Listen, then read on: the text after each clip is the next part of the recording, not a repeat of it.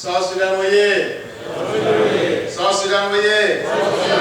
SPLM waye. South Sudan waye. Thank you very much. Canada waye.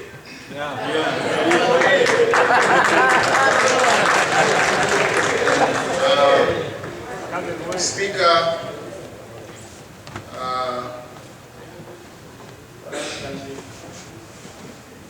I'm here representing this community, and we are honored that you made it through the way to come down here. It has been very hard for us to have a lot of rumors, a lot of talking in the Hilla about what is happening in South Sudan. And we are blessed that the person who will give you the information today is the right person sitting here. So we are more than happy to receive you. I'm here as a community leader. I am a community leader to correct the MC, and we are looking forward to combine Calgary together so that we can make an extension to other provinces and cities. The Speaker of the Republic of South Sudan Legislative Assembly and second Vice Chairman of SPLM, Honorable James Igg. Representative of the Republic of South Sudan in Canada, Ambassador Joseph Malo. Guests, friends of South Sudan, and my fellow South Sudanese Canadian countrymen, good evening. The reason I'm saying good evening would have been afternoon, but now we are approaching to the end of the day. On behalf of the South Sudanese Canadian Association of Calgary, allow me to welcome you all on this 4th day of November 2012 under the roof of Grace Presbyterian Church. Thank you for coming. Honorable Speaker, we are humbled to have you in Calgary as the first higher-ranking official from the Republic of South Sudan to ever visit Canada. Calgary, to be more specific. Welcome, Mr. Speaker.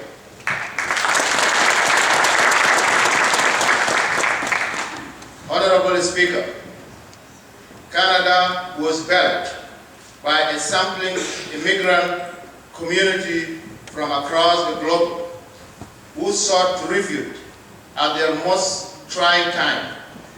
South Sudanese here are part of this great country. The South Sudanese in the diaspora at one point in time during these years of the struggle for freedom, justice, and equality for all the Sudanese, still today are backbone and the foundation of which the newest nation on earth stand, the Republic of South Sudan.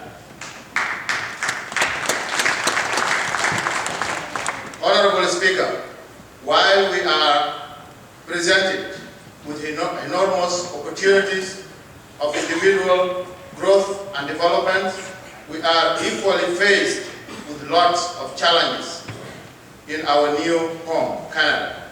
Foremost, allow me to highlight some of the challenges. Most of us, before immigrating to Canada, thought a safe haven where families grow and children are nurtured in a safe environment. Well, for the South Sudanese, coming from a male-dominant society, we found ourselves living in the Canadian world of 18th century.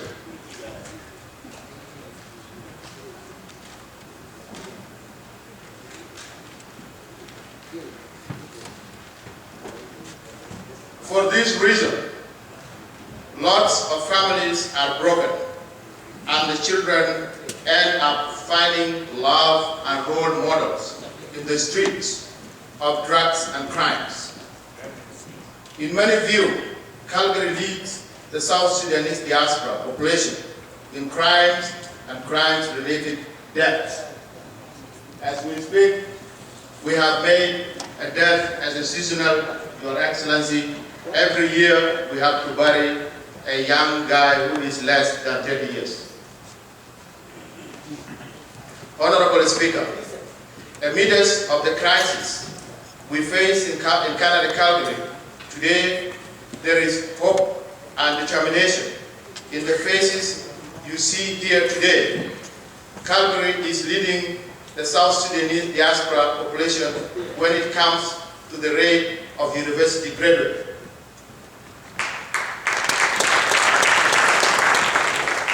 Also, we have come a long way, and since the independence of the Republic of South Sudan, great things happened here in Calgary.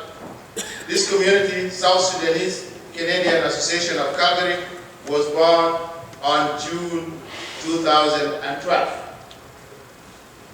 There is a quest to unite all the South Sudanese churches in Calgary. Our children are increasingly vested with originality. They are learning their roots. Thanks to the community-spirited people like Paul Balwa, Father Lino, and others. The Secretary General of this community and who founded the Nuer Study Center. You visited and where you had a meeting. That is where Nuer children have classes always. And we are looking forward to make this as an effort of extension to all our communities so that we can learn and teach our children our dialect and languages.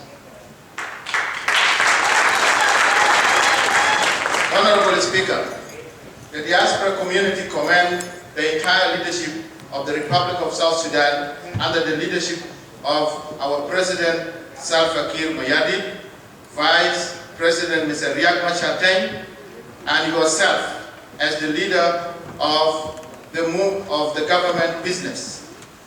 We understand your hard work, relying a guerrilla movement to a democratic government.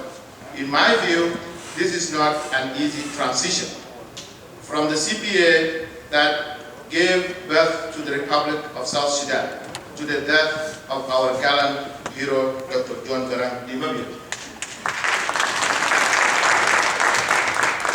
Honorable Speaker, allow me to serve you with a notice of our wishes. We want to see a fully democratic Republic of South Sudan that is enshrined in democratic values of honest governance, justice and equality, economic growth and development from the bottom up, not from the top leadership down to a common man in a payam. Honorable Speaker, we want to invite you to an all conversation with a renewed energy about repatriation of skills to our new nation.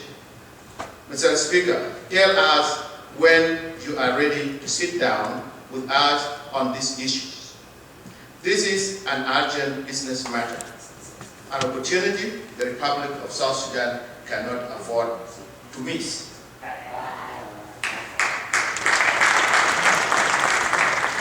We want to see our leadership create a safe and conducive environment for South Sudanese diaspora to venture in business opportunities in South Sudan.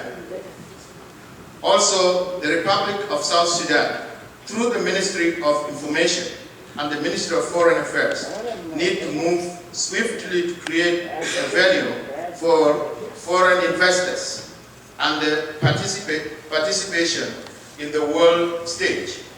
Alberta in particular, I am assuming, would be more willing to explore joint business ventures with the Republic of South Sudan, as both possesses common resources of oil and agriculture. As you know, we had fought talisman when Sudan was won, and they moved away from Sudan, but they did apologize for what they did. But this is an opportunity that we and the government of South Sudan together would try to invite them so that it can give us a boost. This is the best business that we have, a dream to boost us so that we can be sustained at any time. We want to see the government put more efforts into creation of civic societies and institutions that evaluate the government progress. Also, the government needs to counter check the performances of created institutions to keep them in line with their goals and objectives. Not only the institutions who are not the South Sudanese institutions should try to look and check us, and there is no the other way. We have to make a reverse so that we monitor all the system. In conclusion, I hope we are not going to count footprints of your visit to Canada after today.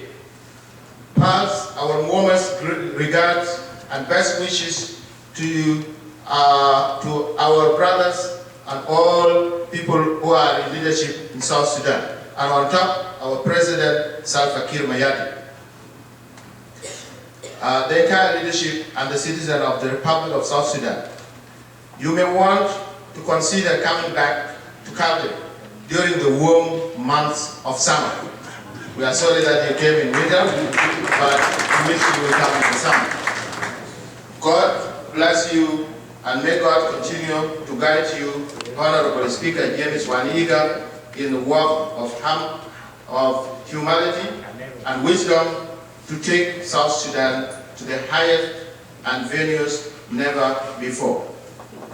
Thank you very much. And as what I read out